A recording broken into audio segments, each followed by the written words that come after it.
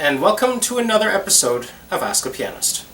My name is Andrew Aarons, and today we'll be continuing our discussion regarding intention. In performance, we are usually tasked with not only physically recreating the music on the piano, but also making decisions about what kind of musical intent we wish to communicate to our audience. Are we trying to make something sound heroic, somber, humorous, or even facile? This decision is hard enough, but sometimes we have to go an extra step and decide when the music may communicate more effectively if we actually remove intention, in part or entirely. Today's episode is about intentionally removing intention. Let's look at a bit of Chopin's Prelude Op. 45 in C# minor for a moment. For now, I'll play it in a rather generic, predictable way with regards to artistic interpretation.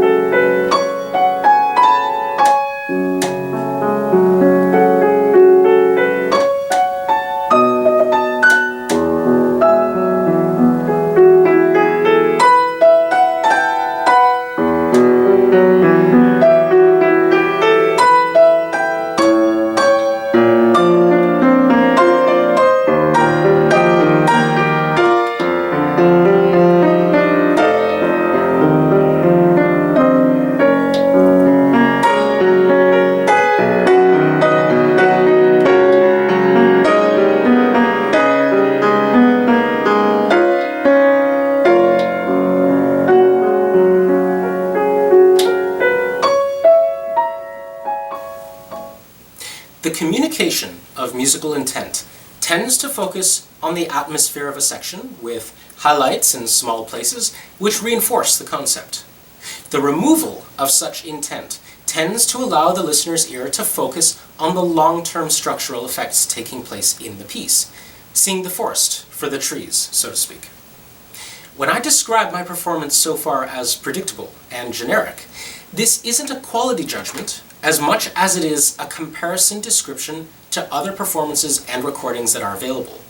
There's nothing wrong with this kind of approach, and in the right circumstances, with the right audience, it can be just the right thing. All elements are balanced in a nice way, and I don't take too much time or too little. This is a performance tactic that works well if the audience may not have heard this piece before.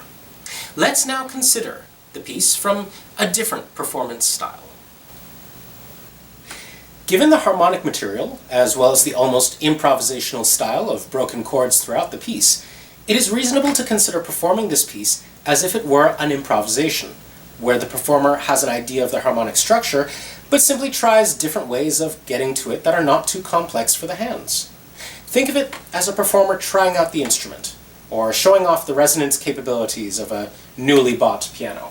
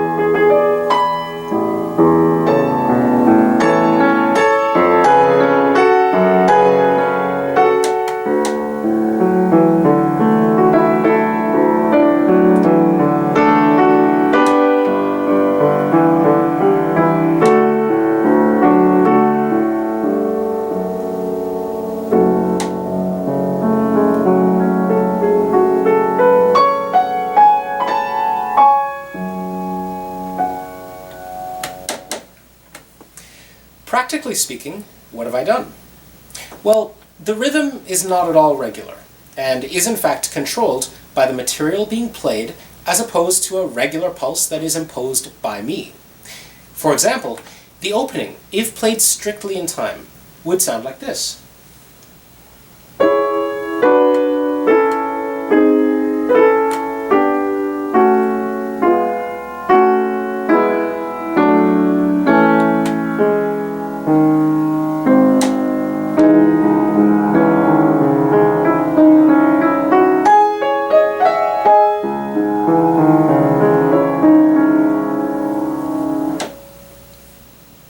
The material is structured as 3 upbeats towards the downbeat.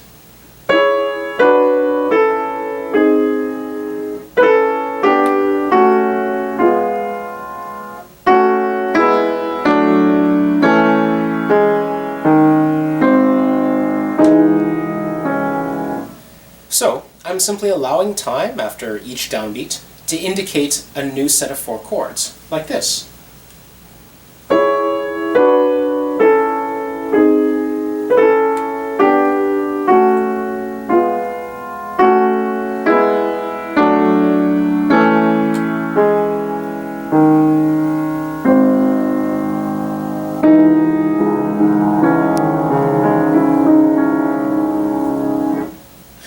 Then, I account for the register and coloration of the chords based on their actual harmonic value, and you get something like what I played before.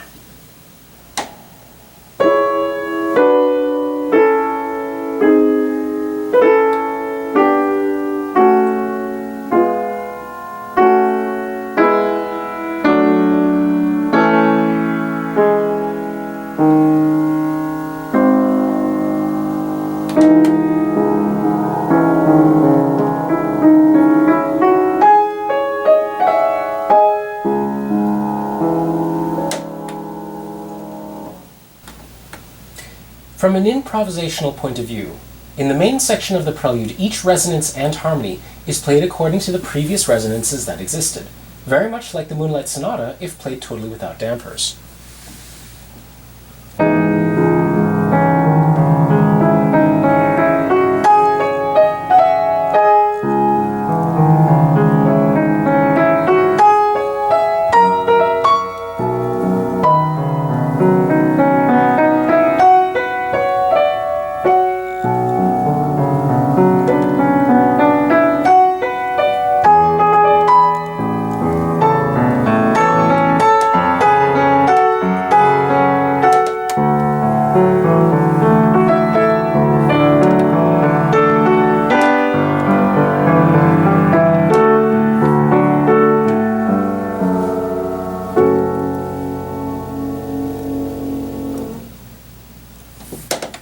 Most importantly, significance and time is given to harmonic shifts because the gestures themselves don't really change that much. If the pattern of notes is similar, then you have to exaggerate what is different about them, and in this case, it's the harmony. Thus, each harmony has its own atmosphere and coloration.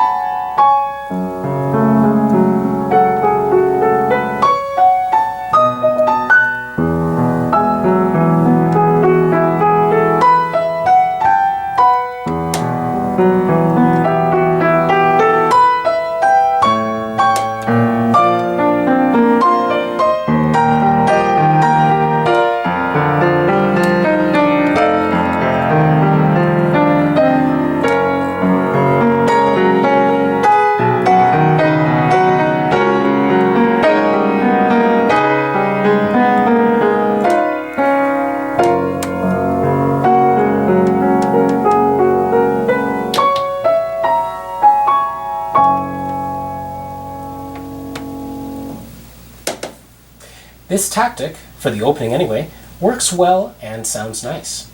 But there is a problem that hovers over all of this.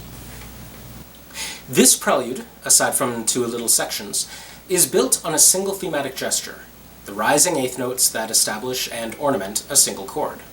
This material is similar throughout. The only changes that occur are in what chord is being represented. The biggest danger we face with a piece this consistent is audience fatigue when it comes to the musical material.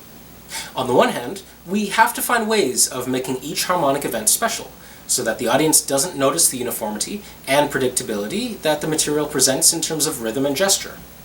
On the other hand, we're limited when it comes to the devices we can use to create this kind of special harmonic event. We can really only use rubato and color change, as articulation is marked in a consistent way, and dynamics can only fluctuate so much without disturbing the overall character and atmosphere. The point is, the more we try to make each event special, the more weapons we run out of for future events in the piece. So, where does that leave us? Well, this is the first situation in which intentionally removing intention can be extremely useful. Instead of playing each harmony as its own world, like this,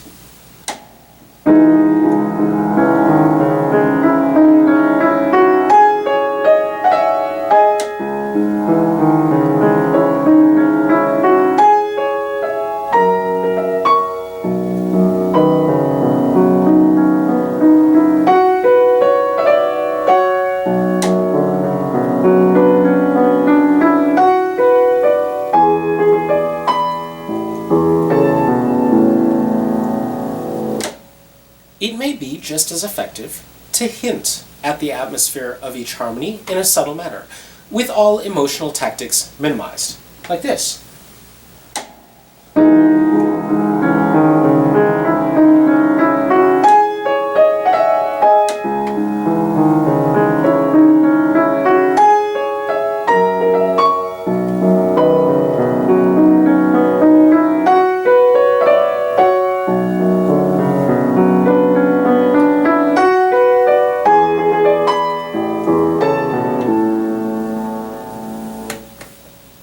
This tactic pays off in many ways.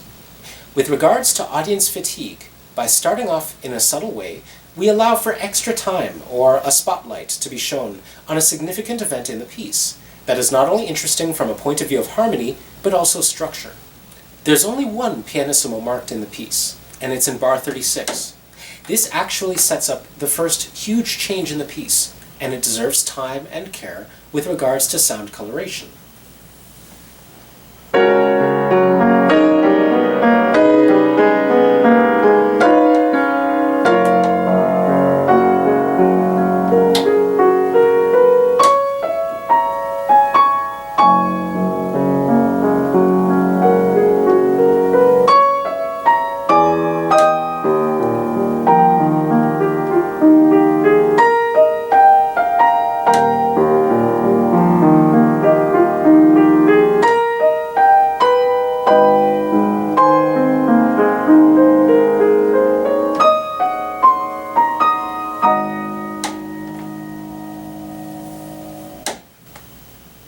We have a similar moment when the recapitulation occurs in bar 67. With a marked crescendo a few bars before, we have a build-up to the low C sharp, which we haven't hit since the very beginning. Once again, by performing the prelude in a way that is subtle for the majority of the harmonic shifts, we can expand this moment, and the effect will have meaning due to the novelty of the effect.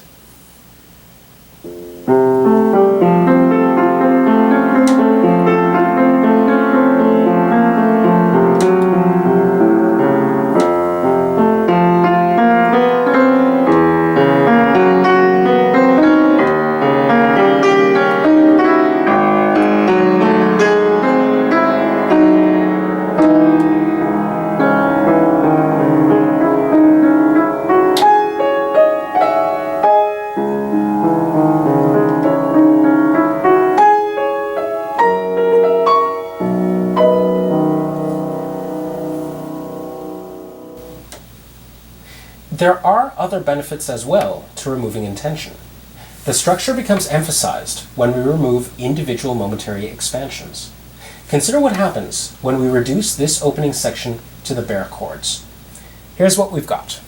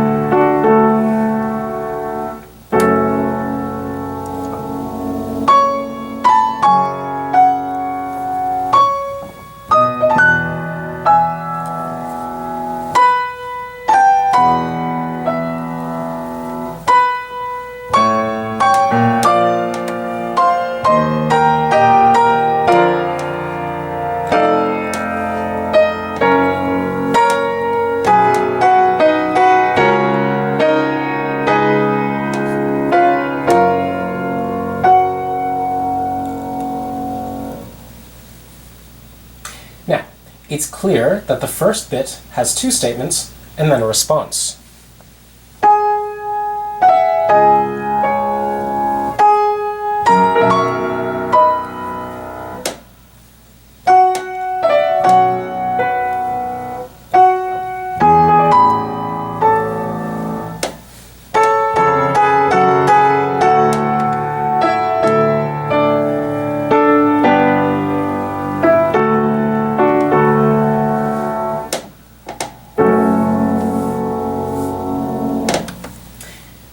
Now, just after this, Chopin sets us up to repeat the construction, starting off with the same first statement idea.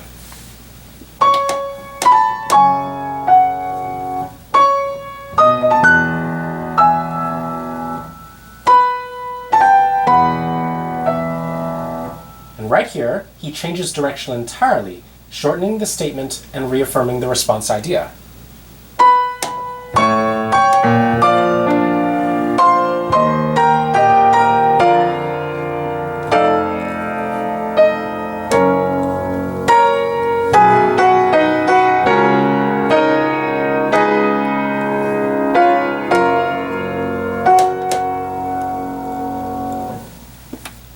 Now that we know, consider how clear it becomes if we play it through at normal tempo, but without stopping and enjoying every moment, removing intention to showcase structure.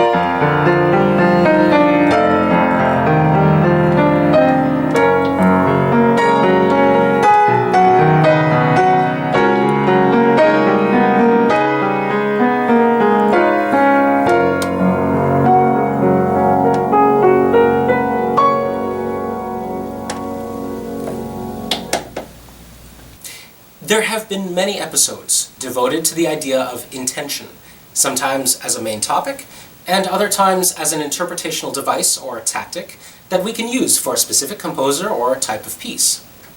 You may be wondering why I touch on this subject so much.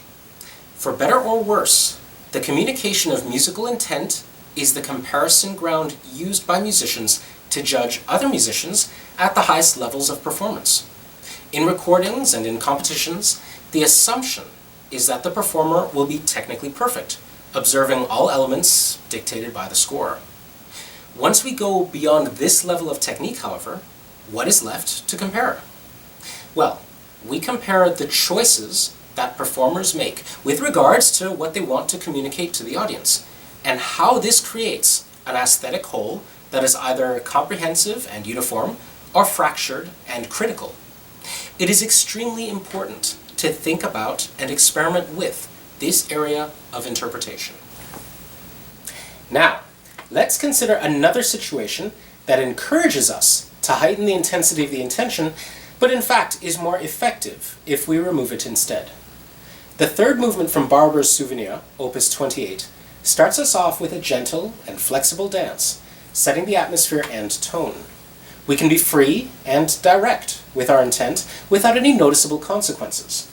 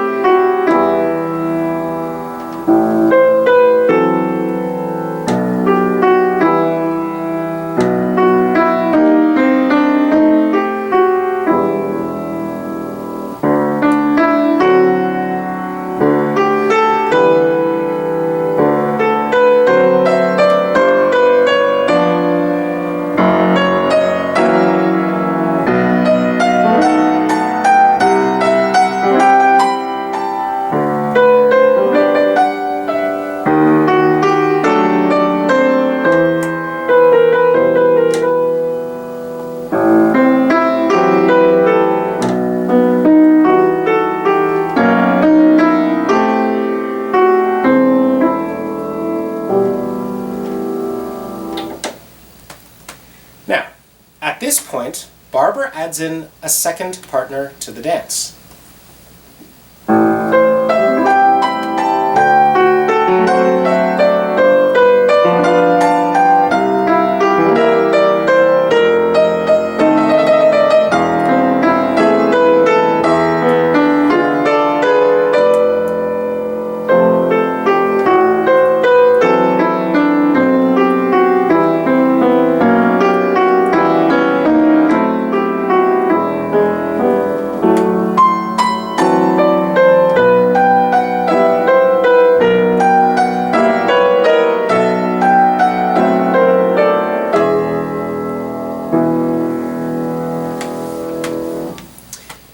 Due to the second voice, we have a situation where expression has been increased significantly, especially because of the imitation factor, as well as a second voice being offset by a bar.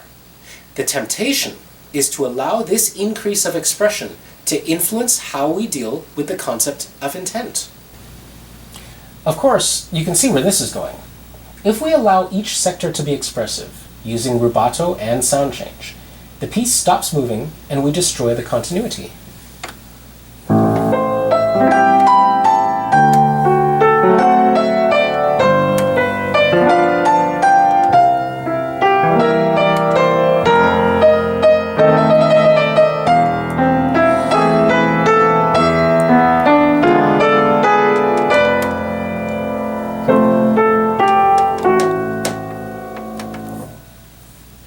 We're forced, due to the counterpoint, to remove the traditional tactics used to heighten intensity so that the audience can actually hear what is going on. The beauty comes from how well the two voices integrate with each other, and the lack of interference from the performer allows the audience to imprint their own interpretation on what they're actually hearing.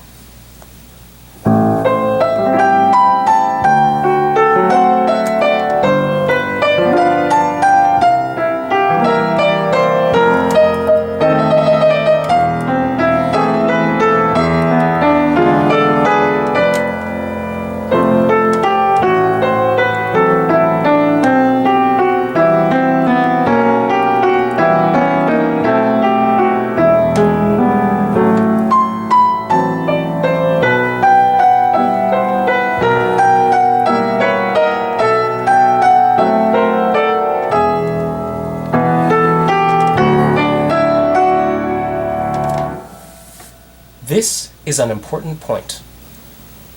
Interpretation imprinting is another interesting behavioral concept that appears to happen when we listen to music.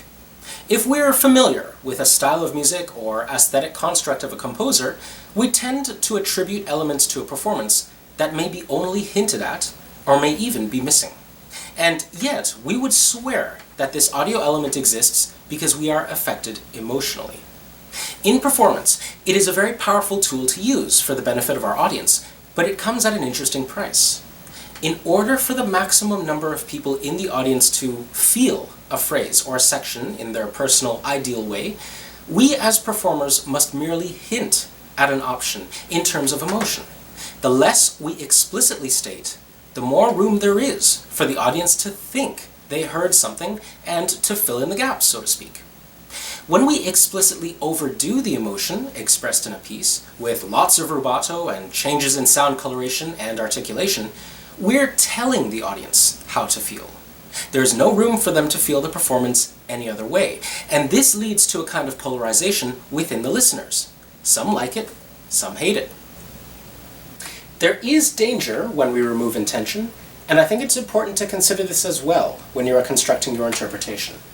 Consider this section near the end of the dance.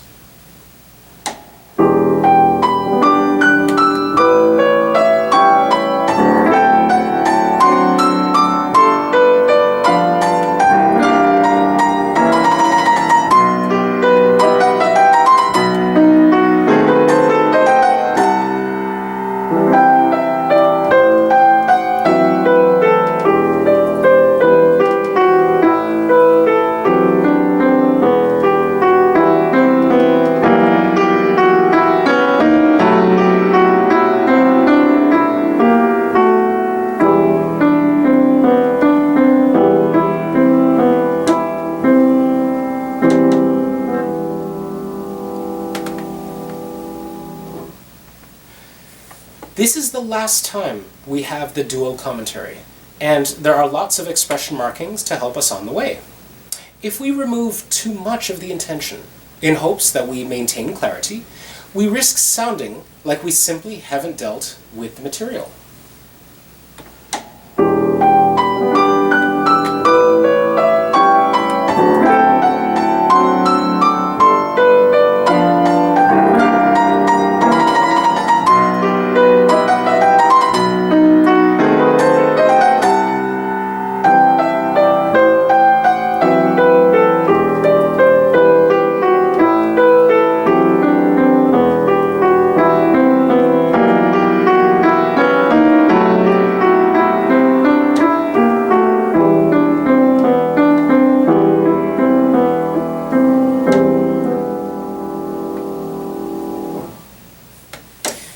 Remember that if you want to remove intention, you still have to make sure that the structure is marked, sound coloration changes happen at appropriate times, and slight rubatos can be used to highlight important elements. When performances are in a medium that allows us to listen to them more than once and scrutinize every element, it is a far better strategy to remove intention and hint at it, rather than blast out our emotional content to the listeners. This is one of the reasons why studio recordings tend to be more conservative in interpretation when compared with live audience recordings. Furthermore, this strategy is absolutely necessary when we deal with abstract music and contrapuntal music. But there are also times when, as a listener, you simply want the performer to take you on a journey, rather than have you figure out the journey yourself. This is a preference, and I think it will always be diverse in our audiences, which means that we're still stuck with the original problem. We have to choose when we think it's appropriate to impose emotional expression into a piece, and when we should hint at it, always hoping that the ultimate goal of representing a composer's work in a respectful and truthful way has been reached. So, that's it for this episode of Ask a Pianist. Until next time, keep practicing, and remember that sometimes it's better to wink an eye rather than scream a word. Bye for now.